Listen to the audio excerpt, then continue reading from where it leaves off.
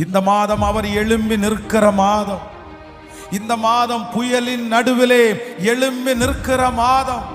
இந்த மாதம் ஒரு விசேஷமான மாதம். அடித்து கொண்டிருக்கிற புயல், கொந்தளித்து கொண்டிருக்கிற அந்த கடலின் நடுவே பிரயாணம் பண்ணி கொண்டிருக்கிற உங்கள் கப்பலிலே இயேசு பிரயாணம் பண்ணி அவர் எழும்பி நின்று காற்றை அதட்டி கடலை பார்த்து இறையாதே அமைதலாயிரு என்றார். அப்பொழுது காற்று நின்று போய் மிகுந்த அமைதல் உண்டாயிற்று. இந்த மாதம் மனதிலே ஒரு அமைதி இந்த மாதம் உண்டாக போகிறது. நெடுநாள் நடந்து கொண்டிருக்கிற யுத்தத்திலே ஒரு அமைதி உண்டாக போகிறது.